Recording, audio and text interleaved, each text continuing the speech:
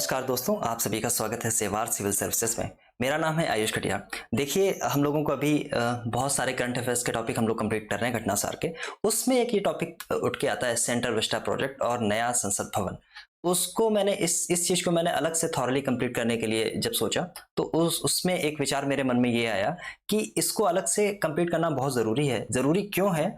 इसलिए जरूरी है क्योंकि इतने भारत के जो आजाद भारत का जो इतिहास रहा है, वहां पे पहली बार ऐसा किसी प्रोजेक्ट पे भारत ने अपनी एक उपलब्धि हासिल की है। आपको पता है कि अभी जो नया संसद भवन बना है, उसमें आप देखेंगे कि उसका अभी नया उद्घाटन किया गया है, और उद्घाटन करने के साथ में जो सेंट्रल विस्टा प्रोजेक्ट चल रहा है उसका एक माइलस्टोन इंडिया ने कंप्लीट किया है। बहुत सारे इसमें माइलस्टोन हैं। इन सब चीजों को बहुत हम लोग थॉरली देखेंगे, जैसे कि सेंट्रल विस्टा प्रोजेक्ट क्या है, नया संसद भवन प्रोजेक्ट, जो नया संसद भवन है वो प्रोजेक्ट क्या था, संसद भवन का इतिहास क्या है, इसके पीछे बनाने के क्या क्या कारण थे, संसद भवन के फीचर्स क्या हैं, संसद भवन आप कैसे विजिट कर सकते हैं, ये भी हम देखेंगे कि जैसे अगर आपको संसद भवन विजिट करना है, अंदर से देखना है, तो आप कैसे जाके उसको देख सकते हैं। चलिए, इस टॉपिक में आने से पहले देखिए, ये टॉपिक बहुत इंपॉर्टेंट है। आप इस वीडियो को पूरा देख लेना, बहुत आराम से पूरा देख लेना, क्योंकि यहाँ से क्वेश्चन आने की संभावना बहुत ज्यादा बनी रहेगी। यूपीएससी हो या यूपीपीसीएस हो या अन्य कोई पब्लिक सर्विस कमीशन का कोई भी एग्जाम हो। रीजन इसका यही है क्योंकि ये बहुत बड़ा माइलस्टोन है, बहुत बड़ा माइलस्टोन है। चलिए, मैं आपको कुछ एक तस्वीरें आपको दिखा देता हूँ। यहाँ पे आप देखें, ये कुछ मैंने सेंट्रल विस्टा की जो सरकारी वेबसाइट है, मैंने वहां से इसको डाउनलोड किया।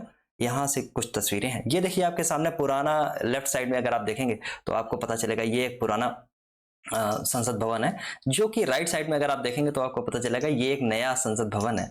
पुराना वाला सर्कुलर शेप में है और नया वाला जो है ट्रायंगल शेप में है। ट्रायंगल शेप में होने के भी पीछे बहुत इंटरेस्टिंग कहानी है, उसको भी मैं डिस्कस कर दूंगा। आप जरा इसको एक बार देखते हैं। जैसे लोकसभा है, लोकसभा पहले यहाँ हुआ करती थी, यहाँ पे, और इस समय लोकसभा यहाँ पे बैठेगी, यहाँ पे। ठीक, सेंट्रल हॉल है जहाँ पे ज्वाइंट सेशन होता है। तो पहले ज्वाइंट सेशन यहाँ पे हुआ करता था। यहाँ पे देखिए, बहुत इंपॉर्टेंट चीज है, इसको बहुत ध्यान से देखना। अगर आपने विजिट नहीं किया, अगर आपको पता नहीं है, तो आपको पता है ज्वाइंट सेशंस होते हैं। ज्वाइंट सेशंस होते हैं जब कभी भी जरूरत पड़ जाती है। ऐसी किन किन मुद्दों पे हो गए वो हम पॉलिटी वाले लेक्चर में आराम से देखेंगे जाके। तो यहाँ पे ज्वाइंट सेशन पहले होता था। अब ज्वाइंट सेशन होगा कहाँ पे? तो यहाँ पे होगा, क्योंकि इसमें जो सीटें हैं वो 888 है, जिसको बढ़ा के 1272 तक ले जाया जाएगा आगे। इन सब चीजों को आगे देखेंगे। सेंट्रल लॉज बनाया गया है ये, ठीक। और देखेंगे सेंट्रल हॉल जो है, पहले ज्वाइंट सेशंस होते थे सेंट्रल हॉल में, अब वो लोकसभा को एक्सटेंड किया जाएगा। जो नई लोकसभा बन रही है उसको एक्सटेंड किया जाएगा। कॉन्स्टिट्यूशनल हॉल देखिए बनाया गया यहाँ पे, जो बीच में जो ये वाला एरिया है, इसको कॉन्स्टिट्यूशनल हॉल यहाँ पे बनाया गया। राज्यसभा आपकी बैठेगी यहाँ पे, और ऑफिसेस जो रहेंगे वो रहेंगे यहाँ पे, ठीक, यहाँ पे। पहले यहाँ पे हुआ करते थे। तो बहुत बड़ा बदलाव है। आप इसको ध्यान से देखेंगे तो देखेंगे इसमें 3 यहाँ पे नए नए जो गेट हैं, इनको अलग अलग द्वार, अलग अलग नाम भी दिया गया है। ये सब चीजें आपको देखने को मिलेंगी। उससे पहले मैं और आपको लेके चलता हूँ। ये देखिए, वेबसाइट पे ऐसा कुछ लिखा हुआ था। इसको आप ध्यान से पढ़ लेना था। यहाँ पे गवर्नमेंट ने अपना एक पक्ष रखने की कोशिश की है। बहुत सारी आपने चीजें देखी कि कोई इसका विरोध कर रहा है, कोई विरोध नहीं कर रहा है, कोई सपोर्ट में है। तो कुछ चीजें इसमें, छोटी छोटी चीजें क्लियर की गई कि कैसे कैसे, कुछ इसका इमोशनल व्यू भी इसमें है कि जो हमारी संसद भवन ने बहुत सारा इतिहास देखा, आजादी के बाद से लेके आज तक।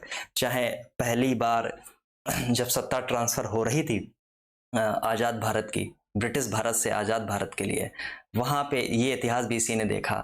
1991-92 में जो आर्थिक संकट आया वो भी इसी ने देखा, और बहुत सी लड़ाइयां भी यहीं से हुई, बहुत सी पॉलिसीज यहाँ से बनाई गई। तो बहुत सारी चीजें, एक जो लोग बहुत पुराने सांसद हैं, जब आप अपना एक नया घर छोड़ते हैं तो आपको बहुत बुरा लगता है। पुराना घर छोड़ते हैं नए घर में जाने के लिए तो बुरा लगता है। नया घर अच्छा होता है, लेकिन पुराने घर से आपका एक अटैचमेंट जुड़ा होता है। इन सब चीजों को हम लोग कंप्लीट करेंगे। चलिए, मैं आपको यहाँ पे लेके चलता हूँ। तो देखिए, सेंट्रल विस्टा प्रोजेक्ट क्या है, इसको मैं पहले बता देता हूँ कि देखिए सेंट्रल विस्टा में क्या क्या आता है। तो जब इंडिया गेट से जब आप बढ़ेंगे, एक मिनट मैं इसका कलर चेंज कर लेता हूँ। जब इंडिया गेट से आप बढ़ेंगे राष्ट्रपति भवन के बीच में, तो आपको ये एक रास्ता आपको मिलता है 3.2 किलोमीटर के आसपास का, और इसके बीच में जो भी चीजें आती हैं वो आती हैं सेंट्रल विस्टा, उसको बोलते हैं सेंट्रल विस्टा, ठीक। तो इंडिया, इधर आप देखेंगे इंडिया गेट, और यहां से जब आप चलेंगे राष्ट्रपति भवन की तरफ, तो ये 3.2 किलोमीटर के आसपास में जितनी चीजें आएंगी उसको सेंट्रल विस्टा बोलता है। इसमें क्या क्या आएगा, इसमें राष्ट्रपति भवन आएगा, इसमें संसद भवन आएगा, इसमें आप नॉर्थ ब्लॉक साउथ ब्लॉक भी देखते हैं, इसमें आप इंडिया गेट भी देखते हैं। तो इसको चेंज किया जा रहा है, पूरी ऑल टुगेदर पूरा चेंज कर दिया जा रहा है। अब देखिए जो पुराना संसद भवन था इसको किसने बनाया था, आपको दो नाम हमेशा आपको शायद याद रहे होंगे, एडविन लुटियन और हर्बर्ट बेकर। एडविन लुटियन और हर्बर्ट बेकर, ठीक। हो सकता है कि किसी छोटे मोटे एग्जाम में या सस्ते क्वेश्चन में इसको पूछ दिया जाए, ठीक है। अब देखिए हुआ क्या है कि इन सब चीजों के बीच में बहुत सारी चीजें हैं। अभी आपने देखा कि प्रधानमंत्री मोदी ने किस तारीख को, तो 28 मई को नए संसद भवन का उद्घाटन किया है। अब ये देखिए जो उद्घाटन है इसकी आधारशिला कब रखी गई थी, तो 10 दिसंबर 2020 को इसकी आधारशिला रखी गई थी और इस पर काम चालू हुआ था 15 जनवरी 2021 से इसका काम चालू हुआ था, ठीक। चलिए अब एडविन लुटियन जिसकी मैं बात कर रहा था और हर्बर्ट बेकर इनकी बात कर रहा था, तो ये प्रोजेक्ट आपको पता है संसद भवन कब बनाया गया, तो 1921 से लेके 1927 तक ये बनाया गया था। कुछ 6 साल का लगभग इसमें समय मिला और 1927 में इसमें लोगों ने बैठना चालू किया, ठीक। इसको आप राष्ट्रपति भवन से कंफ्यूज ना कर देना, क्योंकि राष्ट्रपति भवन जो है वो पहले होता था वायसराय हाउस, ठीक। आप दिल्ली में जो भी पॉश एरिया है वो एडविन लुटियन ने उसको डिजाइन किया था। और देखिए कहानी कुछ ऐसी है कि 1911 में जब किंग जॉर्ज 5 इंडिया आए और उसमें आपने बहुत सारी चीजें ऐसी देखी कि बंगाल विभाजन निरस्त किया गया, दिल्ली को एक राजधानी बनाने का प्रस्ताव हुआ। जब दिल्ली राजधानी बनी तो 1912 में दिल्ली राजधानी बनी, क्योंकि अब दिल्ली राजधानी है तो यहाँ पे एक पार्लियामेंट हाउस की जरूरत है, ठीक, एक काउंसिल हाउस की जरूरत होगी, यहाँ पे एक वायसराय हाउस की जरूरत होगी, यहाँ पे नए नए ऑफिसर्स की जरूरत होगी। तो ये जिम्मेदारी सौंपी गई एडवर्ड लुटियन और हर्बर्ट बेकर को।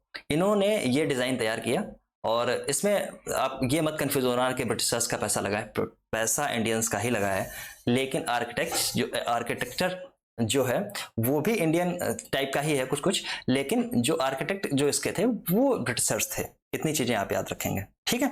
चलिए अब जो नया प्रोजेक्ट आ रहा है वो इसके आर्किटेक्ट कौन है, तो इसके आर्किटेक्ट हैं विमल पटेल, ये नाम याद रखना। और विमल पटेल ने बहुत अच्छा एक बात बताई थी कि इसको ट्रायंगुलर शेप में, जो नया संसद भवन बना इसको ट्रायंगुलर शेप में रखने का रीजन क्या था, तो वो वहां पे वो बात करते हैं ज्योमेट्री की, वहां वो बात करते हैं आपके कि जो एरिया वहां पे मौजूद है जहां पे ये बनाना था उस एरिया की बात करते हैं, ठीक है। तो मैंने आपको ये बता दिया कि कब इसका उद्घाटन हुआ, याद रखना, ये डेट याद रखना, छोटे एग्जाम में पूछी जा सकती है या वैसे भी पूछी जा सकती है। आर्किटेक्ट कौन है ये भी मैंने आपको बता दिया, शेप क्या है ट्रायंगुलर ये भी मैंने आपको बता दिया। और देखिए जो नया संसद भवन बन रहा है उसमें आप देखेंगे कि लोकसभा मैंने आपको पिछली स्लाइड पे दिखाई थी कि लोकसभा कैसी होगी। यहाँ पे ऐसे ऐसे जो बना है, यहाँ पे लोकसभा होगी, यहाँ पे राज्यसभा होगी। लोकसभा जो पहले काम सेंट्रल हॉल में होता था, जैसे कि कोई अगर बाहर से आ गया और या फिर कोई अगर राष्ट्रपति का अगर अभिभाषण होना है वो भी यहीं पे होता था, समझे। वो पहले बीच में सेंट्रल हॉल में होता था, पुरानी वाली संसद के बीच में सेंट्रल हॉल था। यहाँ पे अब सेंट्रल हॉल ये बीच वाला नहीं है, सेंट्रल लॉज इसको नाम दिया गया है, ठीक। अब वो यहाँ पे हुआ करेगा। तो लोकसभा की इस समय सीटें आपका कितनी बना दी गई हैं, 888, ठीक, ये चीज याद रखना 888, ठीक। राज्यसभा की सीटें कितनी बनाई गई हैं राज्यसभा के लिए, तो 384। अब देखिए जो थीम है लोकसभा की, मैं ये इंपॉर्टेंट पॉइंट बता रहा हूँ क्योंकि ये चीजें आपको देखने को मिलेंगी, हो सकता है किसी एग्जाम में, छोटे मोटे एग्जाम में आपसे पूछ दी जाए। तो 384 राज्यसभा में है, 888 जो है वो लोकसभा में है। और ये जो 888 लोकसभा में, अब आप ही एक सवाल मुझसे ये कह सकते हैं कि 888 इतनी ज्यादा बढ़ाने की क्या जरूरत थी भाई। 543 के आसपास हैं जो दो कम किए गए थे, 545 इतनी तो होनी जरूरत थी। जो एक्सटेंटिव जो सीमा है वो 550 की है, तो इतनी ज्यादा बढ़ाने की क्या जरूरत है। इसका मैं रीजन आपको लेके चलूंगा। इसका रीजन मैं आपको बताऊंगा कि परिसीमन आयोग 2026 तक ये संख्या बढ़ा सकता है। एक कारण ये बनता है नए संसद भवन बनाने का। पुराने संसद भवन में बहुत सारी खामियां हैं, जैसे कि आर्किटेक्चर बहुत पुराना हो गया है, लगभग 100 साल पुरानी बिल्डिंग होने वाली है, लगभग 100 साल पुरानी। और जरूरी बहुत सी चीजें होती हैं, वो सब काम इसमें हो नहीं पा रहे हैं। जैसे कि अगर संख्या बढ़ती है तो लोग बैठेंगे कहाँ, आर्किटेक्चर पुराना है तो साउंड इफेक्ट इसके प्रॉपर काम नहीं कर रहा है, बहुत सारी समस्याएं हैं इसके साथ में। इसलिए ये नया प्रोजेक्ट डिजाइन किया गया था। चलिए मैं अगली साइड पे आपको लेके चलता हूँ। यहाँ पे आप देखेंगे तो मैंने आपको बताया लोकसभा की कितनी सीटें होंगी 888, राज्यसभा की कितनी सीटें होंगी तो 384, ठीक इतनी। और इसकी देखिए लोकसभा की एक थीम है, किस थीम पे लोकसभा बनाई गई है आपको, तो ये मोर जो राष्ट्रीय पक्षी है आपका मोर, उसकी थीम पे बनाई गई है, ठीक पीकॉक, ठीक पीकॉक रही, ठीक है। और राज्यसभा किसकी थीम पे बनाई गई है तो कमल, कमल कौन है तो राष्ट्रीय पुष्प है, ठीक। और इसका जो प्रांगण है, जो इसका जो ये नई संसद भवन है, इसका जो प्रांगण है यहाँ पे राष्ट्रीय वृक्ष बरगद, बरगद जो है उसको लगाया गया है इसको। अच्छा ये प्रोजेक्ट बना कौन रहा है तो आप याद रखना Tata project, Tata project. All together अगर आप देखेंगे तो ये सब इंडियंस ने ही बनाया, आर्किटेक्ट इसके विमल पटेल हैं, बनाने वाली कंपनी टाटा प्रोजेक्ट है, ये सब चीजें याद रखना। और आपने पीछे देखा था कि आपको 3 द्वार देखने को मिले थे, ऐसे ये छोटे छोटे फीचर्स हैं, हो सकता है ये आपसे पूछ लिए जाए, हो सकता है किसी समय।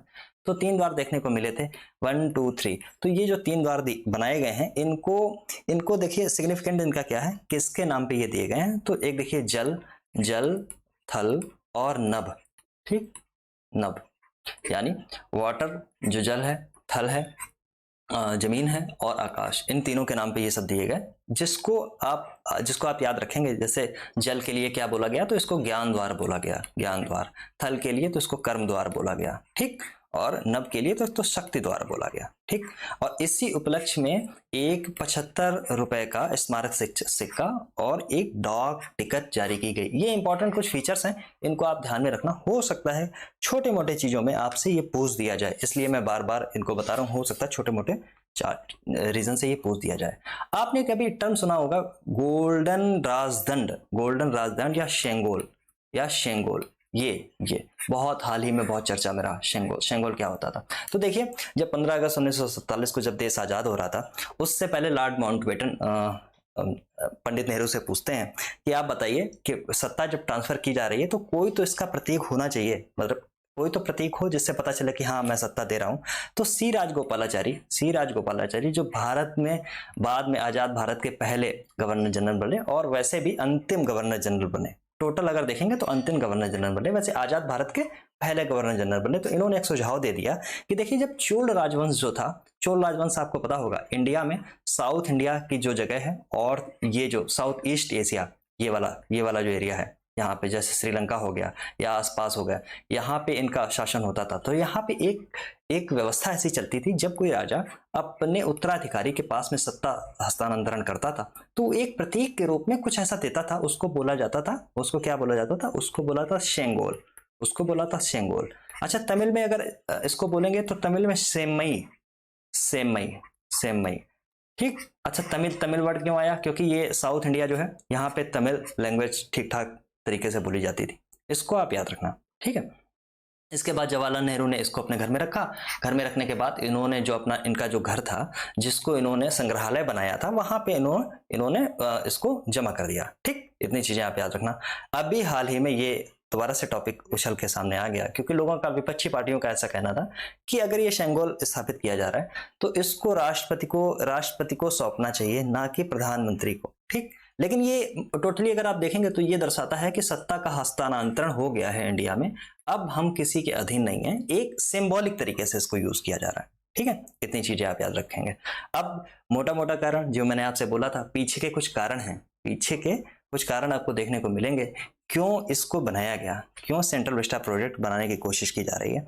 तो वहां पे बहुत इंटरेस्टिंग एक बात है, बहुत इंटरेस्टिंग बात है कि देखिए परिसीमन होने वाला है। अब आप कहेंगे ये परिसीमन क्या है, परिसीमन तो मुझे पता ही नहीं है। चलिए कोई बात नहीं, अगर आपने पॉलिटी नहीं पढ़ी है तो मैं आपको बता देता हूँ परिसीमन क्या है। चलिए अब देखिए होता क्या है कि भारत में एक व्यवस्था है कि जनसंख्या के आधार पर, जनसंख्या जो भारत की है उसी के आधार पर लोकसभा में या राज्यसभा में या फिर विधानसभा में लोगों की उपस्थिति होगी, यहाँ के जो मेंबर्स हैं इनकी उपस्थिति होगी। जनरली ये संख्या 10 लाख के आसपास थी, 10 लाख लोगों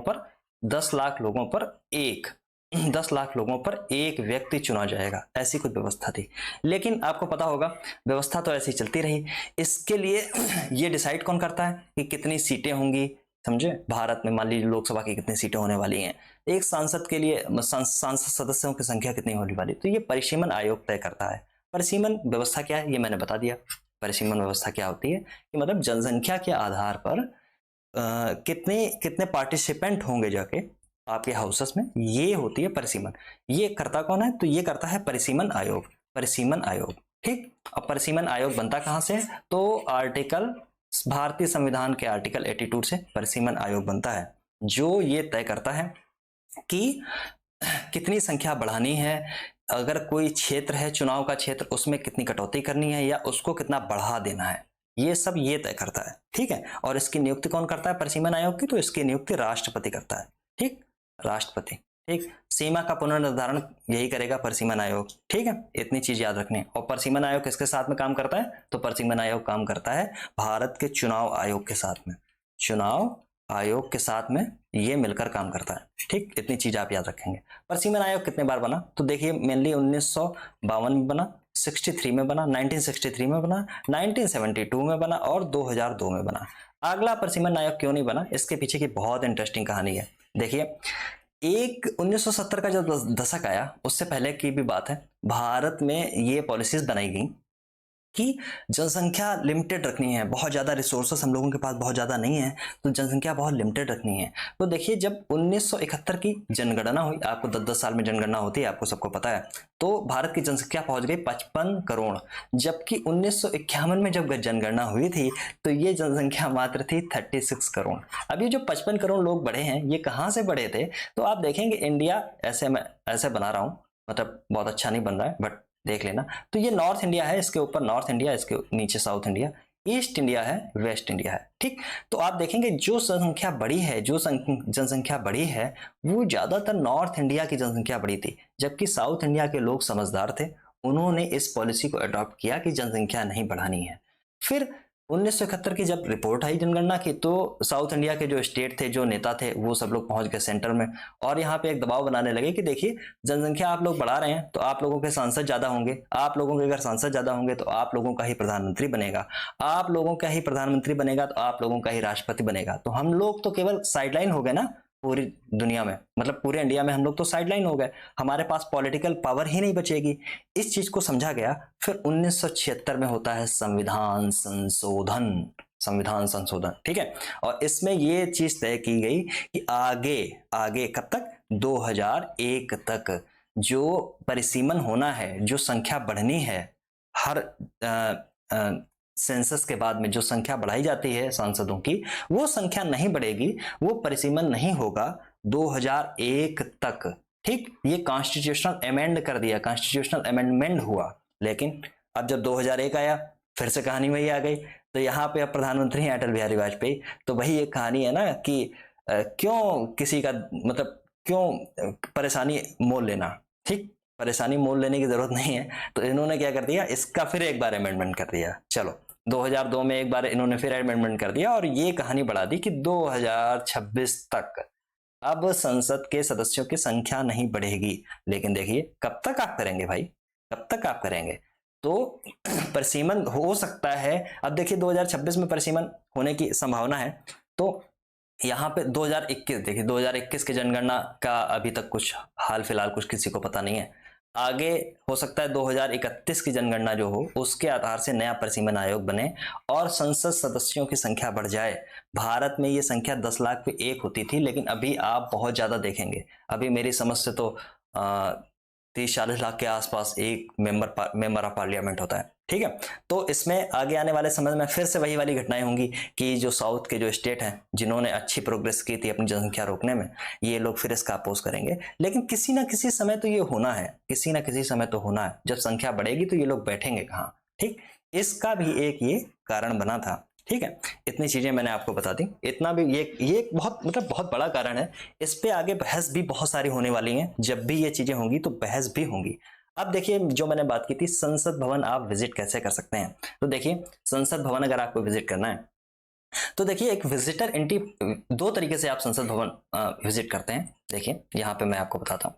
एक वो टाइम है जब संसद के सत्र नहीं चल रहे होते हैं, ओके, जब सत्र नहीं चल रहे होंगे। दूसरा है जब सत्र चल रहे होंगे, ठीक, जब सेशंस चल रहे होंगे और जब सेशंस नहीं चल रहे होंगे।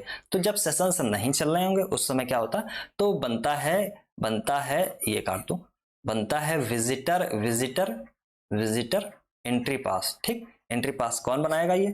ठीक, तो ये वहीं के हाउसेस से बनते हैं विजिटिंग कार्ड, जब सेशन ना चल रहा हो। एक चीज याद रखना, और इसमें दो तरीके के लगभग होते हैं। अगर आपको एक ग्रीन होता है ग्रीन, अगर लोकसभा आपको देखनी है तो ग्रीन कार्ड बनेगा, अगर आपको राज्यसभा देखनी है तो ये रेड कार्ड बनेगा। बट कई बार आप देखते हैं कि दर्शक दीर्घा आप कई बार नाम सुनते रहते हैं। ठीक, तो वहां पे अगर सेशन चल रहे हैं तो आप कैसे देखते हो? तो संसद सचिवालय आपको, अगर आप अप्लाई करते हैं इसको देखने के लिए अपने प्रमाण पत्र के साथ में, तो संसद सचिवालय आपको ये अनुमति दे सकता है। साथ ही साथ एक और व्यवस्था है, अगर आपके क्षेत्र का कोई संसद सदस्य है, सांसद है, पार्लियामेंट का मेंबर ऑफ पार्लियामेंट है, उसके पास आप जाएं, उससे बोलें मुझे संसद देखनी है। ठीक, सांसद सिफारिश करता है आपकी। ठीक, सांसद अगर सिफारिश कर देता है, ठीक, तो आप संसद देख सकते हैं। तो आप कई बार जिसको भी संसद देखनी हो तो आपके यहाँ जब वोट मांगने आते हैं ना, बड़े बड़े फॉर्च्यूनर से उतरेंगे 8-8 गाड़ियों से, और आपके सामने दंडवत नतमस्तक हो जाते हैं कि साहब बचा लो, तो उनसे ये कह दो कि पहले मुझे संसद दिखाओ चल के, मुझे आपके पास में ये पावर है, आपके पास ये पावर है, आप अगर सिफारिश कर देते हैं तो मैं संसद देख सकता हूँ। ठीक, तो ये लोग आपके भी काम आ सकते हैं। आपको पता चलता है, देखिए संसद कैसी है। अभी नई संसद का क्या होगा किसी को नहीं आइडिया है, कैसे कैसे क्या क्या कुछ नियम परिवर्तन किए जाते हैं या नहीं किए जाते हैं, बट पुरानी संसद में ऐसे ही होता रहा। पुरानी संसद का बात है कि संसद का पुरानी होगा क्या, तो देखिए बहुत रिनोवेशन का काम अभी इसमें किया जाएगा, और रिनोवेशन के बाद में बहुत सारी चीजें हैं, जैसे हो सकता है कि कोई संग्रहालय बना दिया जाए, हो सकता है किसी और बॉडी को दे दिया जाए काम करने के लिए, क्योंकि जगह बहुत कम थी, पहले जगह बहुत कम थी, ये बात सही है। देखिए पॉलिटिकल पार्टियां हैं, अपनी अपनी बातें करेंगी, मैं उसकी बात ही नहीं कर रहा हूं, बट जगह लिटरली बहुत कम थी। अब जो जगह पर्याप्त है, क्योंकि आप देखेंगे शायद 24, मैं अगर मुझे डेटा से ठीक से याद आ रहा तो शायद 24,000 वर्ग स्क्वायर मीटर के आसपास में पुरानी संसद थी, जबकि जो नई संसद ये वाली बनी है ये शायद 64,000 स्क्वायर किलोमीटर। इसको वर्ल्ड मीडिया ने एक्सटेंसिवली कवर किया था। इतनी सब चीजें मैंने आपको बता दी, आप ध्यान रखना, इससे कोई चीज आपको बाहर नहीं जाएगी, मैं ऐसा मानता हूं। तो बहुत अच्छा ये था सेशन। अगर आप देख रहे हैं, अगर आप करंट अफेयर्स पढ़ रहे हैं या अगर पॉलिटी ठीक से पढ़ना चाहते हैं, तो मैंने प्रॉपर प्लेलिस्ट बना रखी है, वहां पे आपके पॉलिटी पढ़ लीजिए, उसमें एम लक्ष्मीकांत और इसके बाद में एनसीईआरटी ओल्ड ईयर्स ईआरटी एम लक्ष्मीकांत, ठीक, और ओल्ड ईयर्स के पेपर वो भी कवर किए जा रहे हैं, और इसके साथ में इसके बहुत सारे क्वेश्चन जो हैं वो मैं खुद फॉर्म करके आपको दूंगा। प्लेलिस्ट ऐसी है कि अगर इसको आप सीरियसली अगर आप एक बार देख लेते हैं तो मुझे नहीं लगता है कि कुछ ठीक ठाक चीजें आपसे बाहर जाएंगी। इसमें केवल एम लक्ष्मीकांत नहीं है। एक चीज, आप केवल अगर आपको एम लक्ष्मीकांत पढ़नी है तो सीरीज बिल्कुल इसके लिए नहीं है। अगर इससे बहुत ज़्यादा थॉरली बहुत सी चीज़ें जो आपके दिमाग से स्किप हो जाती हैं पॉलिटी वाले लेक्चर में, वो सारी शंकाओं का समाधान इसी प्लेलिस्ट में आपको मिलता है। चलिए, बहुत बहुत शुक्रिया, बहुत बहुत धन्यवाद आपका मेरे साथ बने रहने के लिए। और अगर सेशन अच्छा लगा हो तो लाइक करना, और दरअसल लाइक करना या ना करना अलग की बात है, बट मुझे कमेंट करके बताना सेशन कैसा था। और अगर और अच्छा लगा हो तो सब्सक्राइब कर लेना, आप निराश नहीं होंगे, मैं आपको इतना वचन देता हूँ अपना। बहुत बहुत धन्यवाद, बहुत बहुत धन्यवाद आपका।